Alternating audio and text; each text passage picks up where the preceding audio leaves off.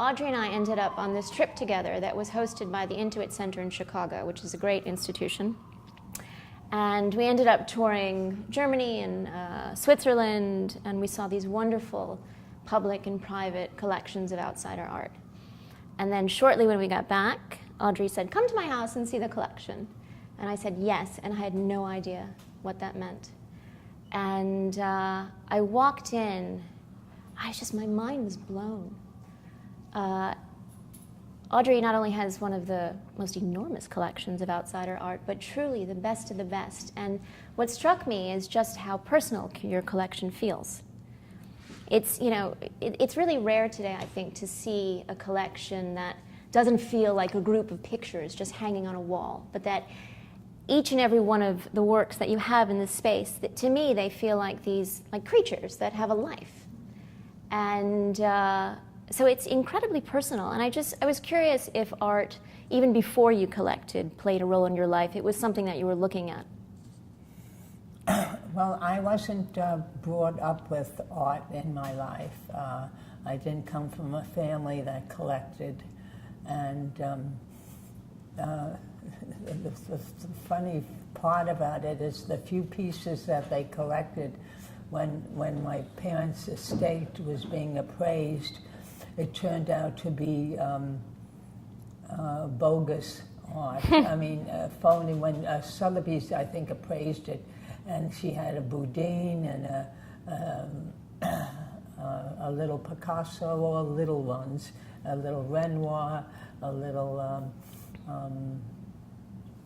whatever, and they ought to be fake. So that's my experience with it. But for some reason, and I don't draw, or I'm not creative in any way or means in the arts field. So, but for some reason, I always liked art. I can't explain it, I can't tell you why, but I did. And when I was born in Manhattan, and we stayed here till 8 years, and then we moved out and went to Long Island for about 6 years, and I came back to New York about 14 or something. And I used to go to the museums myself, the Modern, the Guggenheim, all of them. And somehow I used to read all about the artist, and I learned, I was very shocked that I can recognize most of the artists from that modern period, not today, but the modern period, Calder and all, those people from that era, the Impressionists and everything. So I started to buy a few pieces of art, when I could afford it. When I was married, I happened to like to have art because having jewelry and everything is always in the vault. I never wore it. It's always sitting in the vault. It's always hidden. But with a piece of art, it's sitting on the wall. I can look at it every day and see it and appreciate it. So I always had this inclination to have art. And that's really what started me, I guess. So you're self-taught? Yes. Yeah, that works. In a way, yeah. Yes. I took maybe one, at school, at college, I took an art class or something, but that was about it, appreciation. And then I used to take appreciation classes, which I just stopped doing now, but most of my life I just would go around to galleries, with a teacher and learn about whatever. And not like half the things I see or saw. Yeah, I can relate. So this is, what we have in this collection is, 30 of over 500 pieces that you own. So how do you do something like this? How did you start to collect, or? What was the initial spark?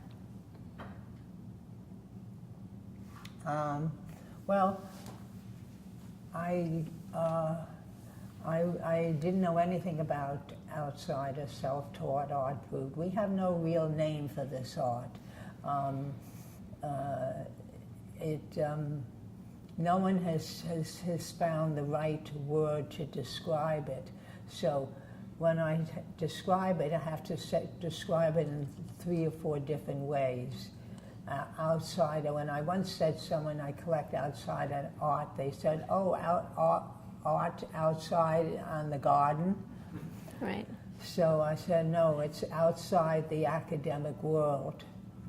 So, and then Dubuffet called it art brut, and it's called visionary. Some people call it visionary art. It's really no name. The only reason that outsider sort of stuck is because that's how I got to see this work. Is one day I was downtown. I don't know if my son at that time had a little diner cafe, and there was a poster up there for the Outsider show. Well, I never heard of the Outsider show, and I happened to be doing nothing. It was on the weekend, on Saturday and Sunday. So I said, I'll go down and see what it's about. And when I got down there, I'd never been to a situation like that. All these dealers with their own little booths and having and showing their work. And I saw this work was colorful, which I generally like color, and it was basically affordable. And that's really what started me on collecting this art. And I wanted to say something. I think once when you told me that story, she goes, well, how did you say it? You said, I saw a sign. Right? That you had seen a sign for the Outsider Art Fair, and you just kind of wandered in, and then you bought 2 pieces, and that started the whole thing. Yeah. But because the collection's very thoughtful, so I imagine that the process was... The collection is very eclectic, but because I also have quite a few, I would say a quarter or more is European art, and a few pieces from China, 1 piece from China, and 1 piece from Japan, a couple pieces from Japan. So it's from all over. It's just not basically American. I started with American because that's what was available or what I saw first.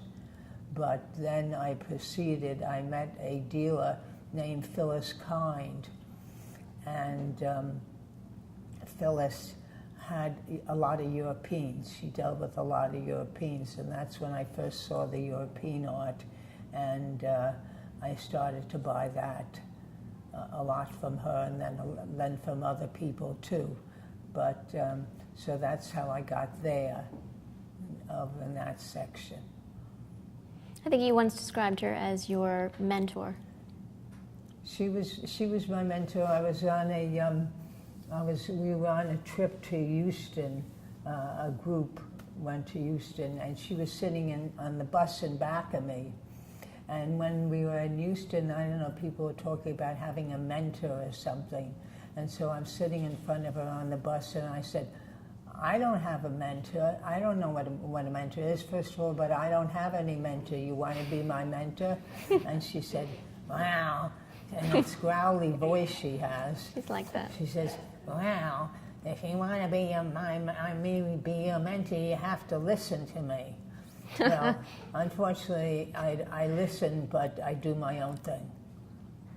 No one tells me what to buy. That seemed to work out. What? That seemed to work well. Yeah. Yeah. And then from there, do you just continue to visit the galleries, or how does the... Basically, most of the work I got were from galleries, most of them, nearly all of them. I got a few at auctions, some auctions that have it. Some of the early works I got from auctions. American auctions, Slocum and Kimball and whatever. But they were, that's when I just began. I don't think I spent over $5,000 in the first 5 years on a piece. Everything was in the hundreds. But that was the first 5 years. And then when it was fortunate when I ended at Phyllis's, or when I got to Phyllis, or when I got to the European, the prices escalated. But it's okay. No, but it's great that you had that relationship with her, because I think... I still have a relationship. Yeah, Phyllis is unfortunately in a nursing home in San Francisco, but we still speak to each other. Mm-hmm. Yeah, but having the idea of a mentor to help you guide the collection, I think it's very rare today. But people didn't really guide the collection. Well, no, you made your decisions, but she taught you in a way. No, I mean, she introduced you to artists, and there was that kind of process. Yes, I learned of the different artists through her, and all the other galleries too. But she was the first main one. Yeah. No, I think that's a rare experience today, because people now frequent the fairs, and they don't necessarily take the time to learn so much. I mean, there's still collectors that do, but I think it's nice that you had that experience. Mm-hmm. Oh, yes. Yeah. So when we talked last week, I think I mistakenly made the observation that you're drawn to the mystical qualities in outsider art, and then you corrected me and you said, well, there are other visual aesthetics that I'm drawn to, and also that rather than being mystical, that they feel quite logical to you. What are the visual aspects that you're drawn to in this particular genre? Well, basically, I like figurative art. I've always been more attuned to figurative than abstract or whatever. Unfortunately, I do not like, or I can't understand, or it doesn't work for me, is the art today, the contemporary and the conceptual art. It doesn't do anything for me, and I'm just not within its realm of I wouldn't, not buying anything. And basically, I stopped, I wouldn't buy anything because I had so much invested in the outsider art that I'm not that, wealthy. I'm not one of these one of these young guys that have all this money to throw around. It felt more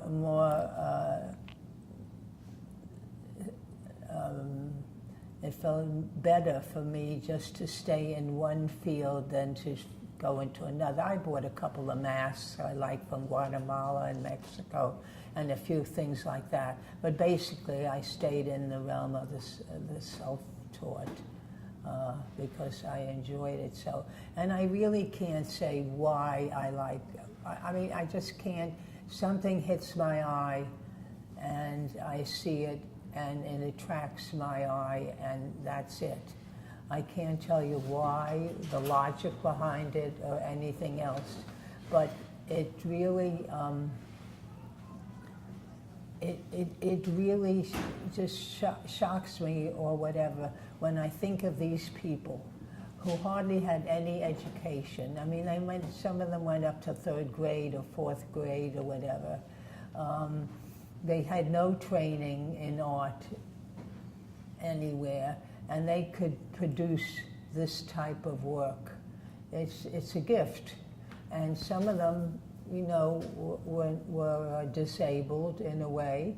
Some of them were in Europe in the psychiatric hospitals. But they were able to do this. They were able to express themselves in a way that wasn't that complicated. I mean, what you see is what you get. And it just appealed to me. It wasn't, it appealed, some of it you can't understand. I don't know why that's that way, and I don't know why this is this way, and why they did that way and this way. But it just attracted me. And that's why I bought it. And sometimes if I saw a painting or a drawing, because most of them are drawings and not paintings with oil, and I wouldn't, I didn't buy it right away, and I'd go home, and all night long I was seeing it in my head and trying to decide whether I should buy it or not buy it or go after it, and I was. It really stirred me to do that, but it's all they tell me I have a good eye. I don't know, but this is the result of my eye. So, I think they're right. They're right. What can I say, Yeah, I think they're right. Are there any works in the show? I mean, I have my favorites. I particularly love the Madge Gill, but is there any work that is particularly important or has a really interesting story that you'd like to share? There's a couple of stories about the artists, if you want Sure. me to share this. This is Aloise here. Gomez is her name, but she's called Aloise. It's the drawing in the black frame, which has the collage element and the crayon. And one of the reasons I like that one in particular was because of the colors. I love the orange and the green and the purple. And usually she does, most of her work is in the pastels, like blues and yellows and pinks and reds. But Aloise lived in Lausanne, and she was educated, and she was a teacher, and she also was thinking about being a singer. So in Lausanne was a very cultivated city, and she must have gone to the opera and seen people dress up and go to the opera and everything. Well, she had a boyfriend that her parents didn't approve of, and so they sent her away. They sent her to Germany, and she got a job teaching with Kaiser Wilhelm II's pastor, teaching. He had two daughters, and she taught the daughters. She was teaching the daughters. And when the war came, it was about 1911, and when the war came, she had to come back home. When she came home, she was acting very funny. She was talking to herself and angry and just acting weird. So her parents took her to a psychiatric hospital, and they analyzed her as being schizophrenic, and they put her in the hospital. And she worked in the laundry room. And then she started to draw. And most of her drawings are about buxom, very buxom women dressed up in jewels, with these jewels, and this to me is like a pocketbook or something. And she always had a man with her. Well, she had fallen in love with the Kaiser when she was in Europe and Germany.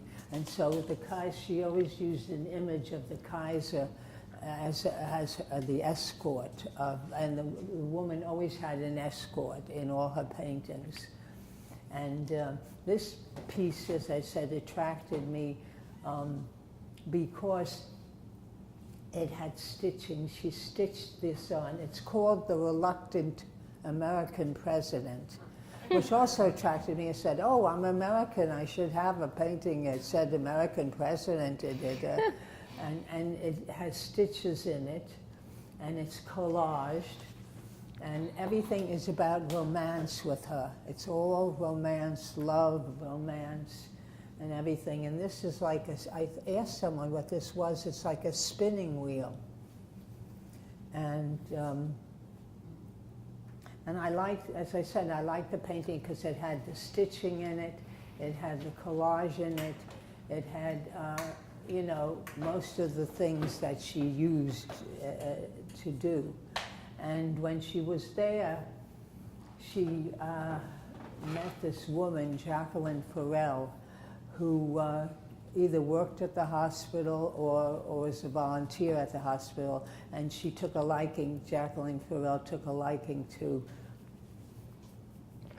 Aloise, and she brought her some materials, drawing materials to use, and they stayed, you know, on good terms. In fact, she just died, Jacqueline Farrell, about 2 years ago.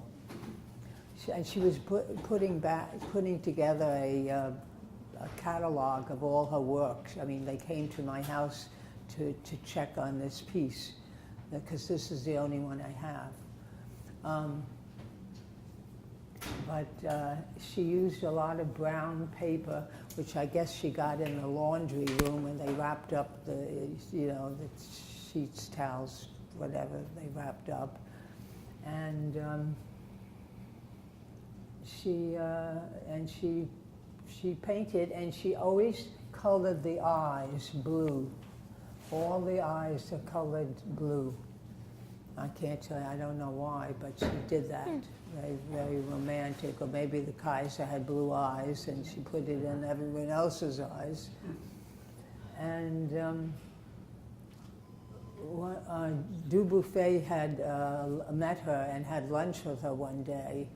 And he came back and said, if she's schizophrenic, so am I. We don't exactly, I mean, when people hear the term outsider art, if they kind of have a sense of what it is, they say, oh, you know, they're mentally insane or they're in prison. And I don't think that was always the case. But Dubuffet made a good point. You know, what is the norm and what is considered all these labels that we use. And, you know, it's interesting today because a lot of the artists we have that are considered outsider artists are very much now in the mainstream. You know, Martín Ramírez, for example, we have 2 works in this show. He has a retrospect at the ICA in LA. So that's pretty mainstream. You know, his work is in MoMA. So I'm just curious, in the last 25 years that you've been in this field, what are some of the observations that you've made in terms of that kind of change? And I'm also curious to know how you feel about it. Well, I have a book there that I called The Hidden Art, because I still believe that this art is a small little niche in the art world. Most of the people, you people might be educated and know about it, but you could go outside and ask the person in the street, do you know what outside art is? And they wouldn't know at all. Yeah. And so most of the people don't know what it is. But it has, so it's been that art that's been there, but you know, no one knows about it.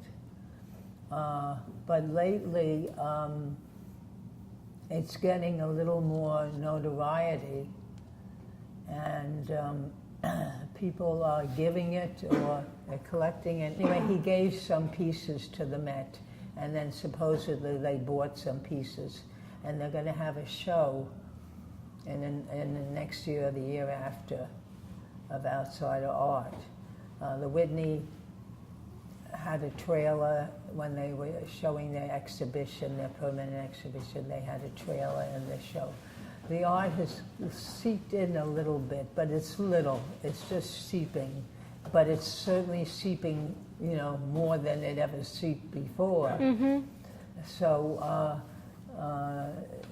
it's gaining some kind of traction, but I don't know where it's going to go, quite frankly. Mm-hmm.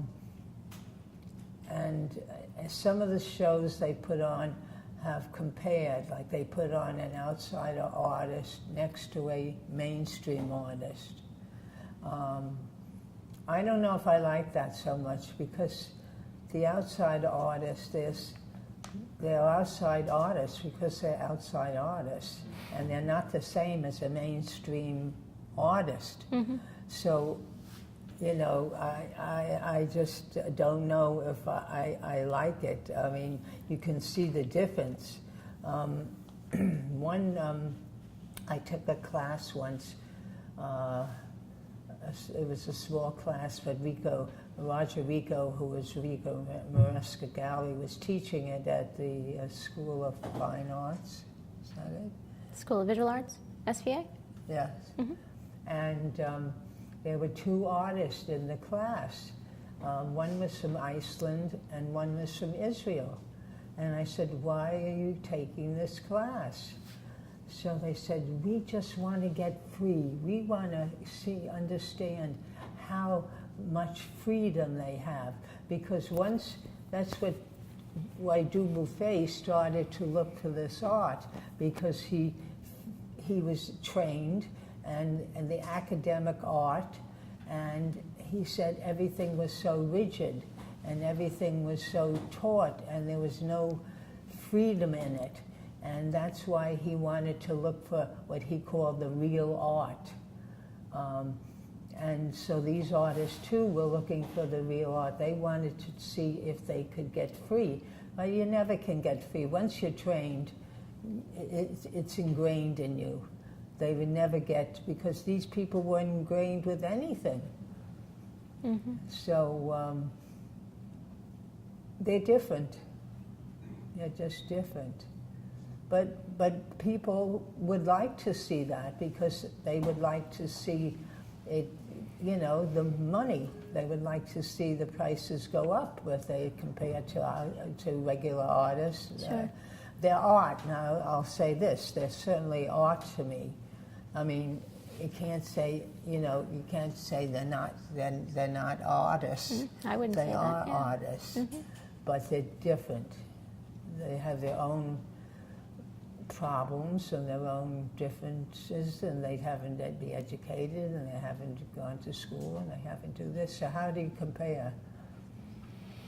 Yeah, I think it's a really fine balance when you're working with this material, which is the part of the fun, for me at least, when I think about it, when I work with it. You know, it's how do you maintain the essence of what it is, its specialness, but also allow it to be viewed by a larger public and exhibit it in a way that makes sense, that it maintains the essence, but also allows it to have more of a life, mm-hmm. right? Because right. I think to keep it, you know, in these boxes, to keep art in these little boxes, also doesn't work either. No. So it's a challenge and a balance, and I think that's why there's so many names for this material and why people, you know, explain it all different ways. And I think what's great about your collection is just how focused it is. It's incredibly comprehensive, it's very focused, and that's also rare. See, to me, I don't know what focused is. It's just what I did, I don't know. She's very humble. Well, I'll say one of the other many interesting things about you is that you're much more than a collector. I mean, you're a great champion of this material, you're a patron of the arts, you support awards in this field for scholarship. So, could you have imagined that 25 years ago? Oh, no. No. Not at all. Probably not. No. Yeah. But you've taken on such a personal responsibility with it. Do you? I know it's what you do, but it's also true. I mean, you do a lot for this field. Your collection is on loan to so many institutions. Audrey has a wonderful book that was put out, about 6 months ago? Yeah. Called The Hidden Art by the American Folk Art Museum. And it's a wonderful overview of her collection, broken down into different areas. But I just wonder, because I feel like you take on such a personal responsibility, how you feel about maybe how the collection has changed. It might have started as simply a field you're interested in, just building that, but has the meaning of the collection changed for you? Just a little. Sometimes, once in a while, I felt that I wanted to have a piece that I didn't have, because it would be good for the collection, to make it whole. So every once in a while, I did it like gung fo or go figgy. I'm not sure what you mean. The Chinese one. Oh, yes, Fingy. Wölfli. I know who you mean. I don't know how to say the name. Like I wanted one of those. Yeah. And Yeah. so that was one of the last ones. And the The Chez Sac, which is on this side of the wall. It's the second work in, towards the back. I think that was the last purchase that Audrey made. And what's interesting is that technically Chez Sac was trained, so he's a little bit of an exception, but he often gets lumped into this category. But I think he once said to me that, certainly you're very purposeful in your collecting, but there were gaps that you wanted to fill to make it that much more cohesive. Yeah. Yeah, which is great. There's such a vision for how the work can be amassed and how it can be presented, and you really have that. But I'm finished now. I'm not collecting anymore. She said it publicly now. No, I think that was my last one. I think for the last 2 years, I just don't have any wall space. And That's true. I don't believe in putting things into storage. What's the sense of owning them if you can't see them? Mm-hmm. And so that's why, I said that's why I bought paintings, like art, because you could see it on the wall. Putting it in storage, it's like I have to have the most, I have to collect the most. I don't care where it is, I just want it. I don't exist that way, and I spent enough money already on my art. I have that's it. Mm-hmm. My trouble today is what am I going to do with it? That's my big trouble. Mm-hmm. You need your own museum. Yeah, sure. I think we'd all like to. I'd like to see that happen.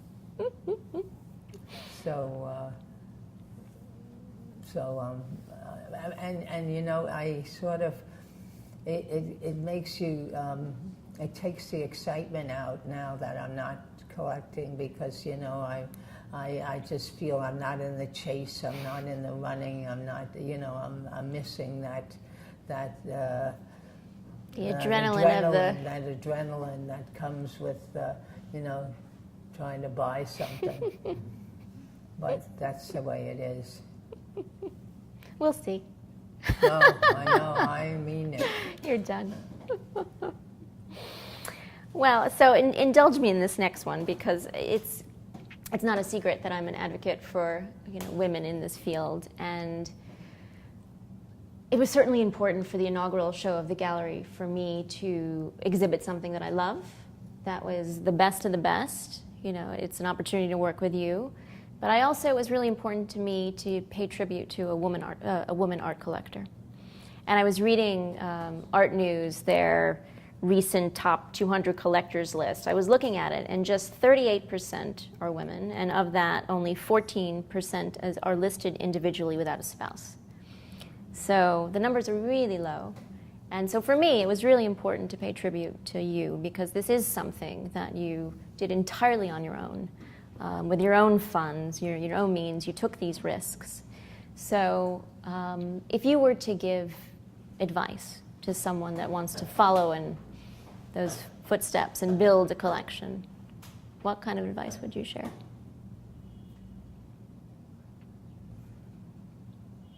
Well, just do it from your heart, and what you appreciate and what you see. And I like the Outsider Art Show is coming up in January, I think. That's a good place to start, because you see all types of self-taught art there, and it gives you a very good basis of what's around.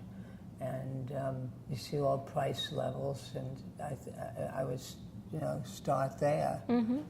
and then go around to galleries and just train your eye. Mm-hmm. But I think you also said to me one day that it's risky. It takes risk in order to start building a collection. And I think is that how you feel? Takes risk? Yeah.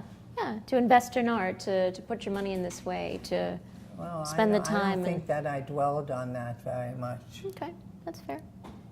You certainly had the vision. Maybe that's all you need.